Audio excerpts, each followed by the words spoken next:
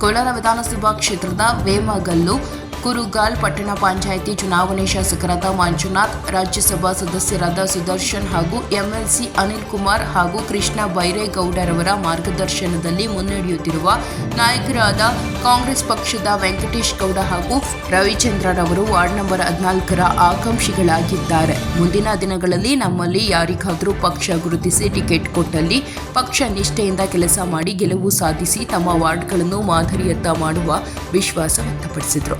ವರದಿ ಶೋಭಾ, ಬೆಂಗಳೂರು. ಬೇರೆ ಪಕ್ಷಕ್ಕೆ ಹೋಗಂತ ಸುಮಾರು 20 ವರ್ಷದಿಂದ ಒಂದೇ ಪಕ್ಷದಲ್ಲಿ ಕೆಲಸ ಮಾಡ್ಕೊಂಡು ಬರ್ತಾ ಇದ್ದೀನಿ. ಕಾಂಗ್ರೆಸ್ ಪಕ್ಷ ಯಾವ ಒಂದು ಅಜೆಂಡಾ ಇಟ್ಕೊಂಡು ನಿಮ್ಗೆ ಮತ ಹಾಕ್ಬೇಕು ಸರ್? ಮೇಡಮ್, ನಾವು ಮಾಡ್ತಾ ಇರತಕ್ಕಂಥ ಅಭಿವೃದ್ಧಿ, ಜನಗಳ ಹತ್ರ ವಿಶ್ವಾಸ, ಜನಗಳ ಹತ್ರ ಒಳ್ಳೆ ಮಾತು, ಒಳ್ಳೆ ಗುಣ, ಅವ್ರ ಆಶೀರ್ವಾದ ನಾವು ಪಡ್ಕೊಬೇಕು ಅಂತೇಳಿ.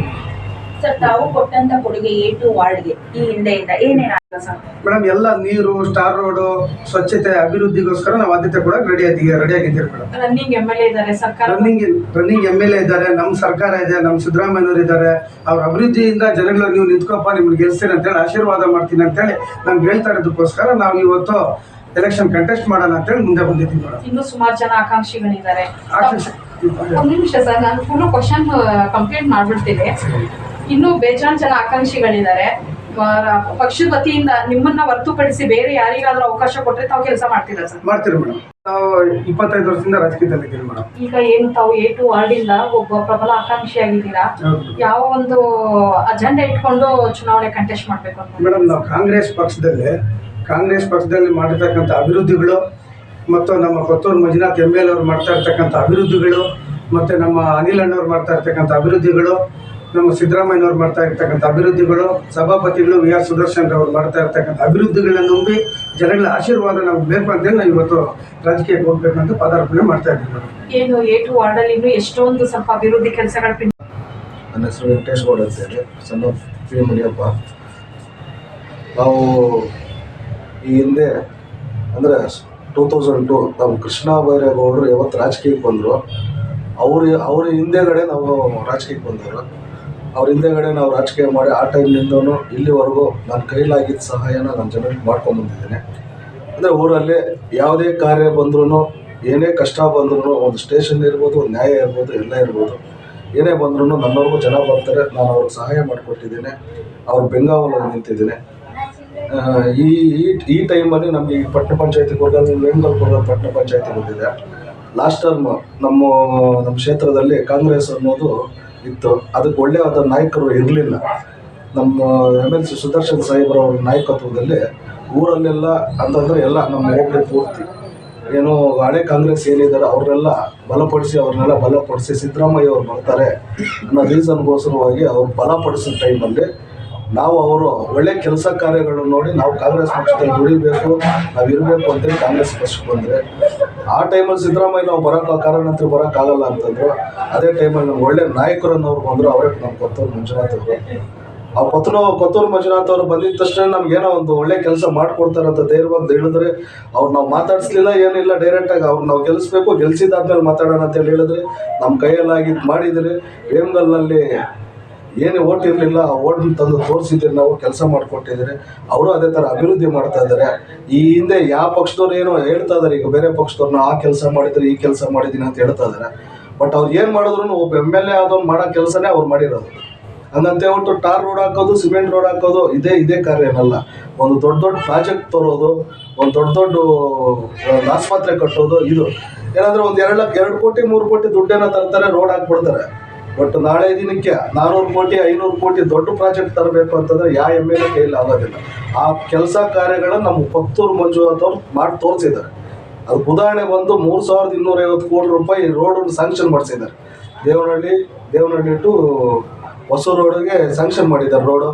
ಅದು ಬಿಟ್ಟು ನಮ್ಮ ನರಸಾಪುರದಲ್ಲಿ ಒಂದು ಸೂಪರ್ ಸ್ಪೆಷಾಲಿಟಿ ಆಸ್ಪತ್ರೆಗೆ ಅದು ಬುದ್ಲಿ ಪೂಜೆ ಮಾಡಿದ್ದಾರೆ. ಈಗ ರೀಸೆಂಟಾಗಿ 18 ಕೋಟಿ ರೂಪಾಯಿ ವೆಚ್ಚಕ್ಕೆ ಒಂದು ಬುದ್ಲಿ ಪೂಜೆ ಮಾಡಿದ್ದಾರೆ. ಇಷ್ಟೆಲ್ಲ ಕೆಲಸ ಮಾಡಿದ್ದಾರೆ. ಅವರು ಅಭಿವೃದ್ಧಿ ಇನ್ನೂ ಮಾಡ್ತಾರೆ ಅಂತ ನಮ್ಗೆ ಭರವಸೆ ಇದೆ. ಆ ಭರವಸೆನಲ್ಲಿ ನಾವು ಜನರ ಹತ್ರ ಹೋಗಿ ನಮಗೆ ಕಾಂಗ್ರೆಸ್ ಪಕ್ಷ ನಿಮ್ಗೆ ಏನು ಮಾಡಿದೆ, ಕಾಂಗ್ರೆಸ್ ಪಕ್ಷ ನಿಮ್ಗೆ ಏನು ಕೊಟ್ಟಿದೆ ಅನ್ನೋದು ಜನಗಳ ಮುಂದೆ ಇದೆ. ಪಂಚ ಗ್ಯಾರಂಟಿ ಅಂತಂದರೆ ಈಗ ಒಬ್ಬರಿಗೆ ಒಂದು ಹೆಣ್ಣಿಗೆ 2000 ಬರುತ್ತೆ per month. Total over all ಇಲ್ಲಿವರೆಗೂ ಅಧಿಕಾರ ಬಂದಾಗಿಂದ ಇಲ್ಲಿವರೆಗೂ ಅಂದರೆ ನಮ್ಮ ತಾಯಿಗೆ 48,000 ಬಂದಿದೆ, ಒಂದು ಮಹಿಳೆಗೆ 48,000 ದುಡ್ಡು ಸೇರಿದೆ. ಯಾವ ಪಕ್ಷದವ್ರು ಬಂದ್ರು ಈಗ ಎಲ್ಲ ಮಾಡ್ತಾರೆ ಕೆಲಸ, ಬಟ್ ಜನಗಳಿಗೆ ಸೇರೋಂಥ ದುಡ್ಡನ್ನು ಪಂಚ ಗ್ಯಾರಂಟಿ ಲೆಕ್ಕಾಚಾರದಲ್ಲಿ ನಮ್ಮ ಜನಗಳಿಗೆ ಸೇರ್ತದೆ. ಆದ್ರೂ ಅಭಿವೃದ್ಧಿ ಮಾಡ್ತದೆ. ಹೇಳ್ತಾರೆ ಜನ ಪಂಚ ಗ್ಯಾರಂಟಿ ತೊಗೊಂಡು ಇವರೆಲ್ಲ ಹಾಳು ಮಾಡಿಬಿಟ್ಟಿದ್ದಾರೆ, ಏನು ಡೆವಲಪ್ಮೆಂಟ್ ಮಾಡ್ತಾ ಇಲ್ಲ ಅಂತ. ನಮ್ಗೆ ಗ್ಯಾರಂಟಿ ದುಡ್ಡು ಬರ್ತಾ ಇದೆ, ನಾವು ಅದನ್ನು ಸೌಲಭ್ಯನೂ ಪಡ್ಕೊಂತಾರೆ, ಅದ್ರ ಜೊತೆಲಿ ಡೆವಲಪ್ಮೆಂಟು ನಡೀತಾ ಇದೆ. ನಾವೇ ಪುಣ್ಯವಂತರು ಅಂತ ಹೇಳ್ತಾರೆ, ಕೋಲಾರ ಜಿಲ್ಲೆಯಲ್ಲಿರೋಂಥ ನಾವೇ ಪುಣ್ಯವಂತರು ಅಂತ ಹೇಳ್ತೀವಿ. ಯಾರೋ ನಾವು ಡಾಕ್ಟರ್ ಜಿ ಕೊತ್ತೂರು ಮಂಜುನಾಥ್ ಅವರು ಪಡೆದಿರೋಂಥವ್ರು ನಾವೇ ಪುಣ್ಯವಂತರು, ಯಾಕಂದ್ರೆ ಅವ್ರು ಅಷ್ಟೊಂದು ಅಭಿವೃದ್ಧಿ ಮಾಡ್ತಾ ಇದ್ದಾರೆ. ಈ ಬಾರಿ ನಾನು ವಾರ್ಡ್ ನಂಬರ್ 14ರಿಂದ ಸಾಮಾನ್ಯ ಕ್ಯಾಂಡಿಡೇಟಲ್ಲಿ ಅಭ್ಯರ್ಥಿಯಾಗಿದ್ದೀನಿ.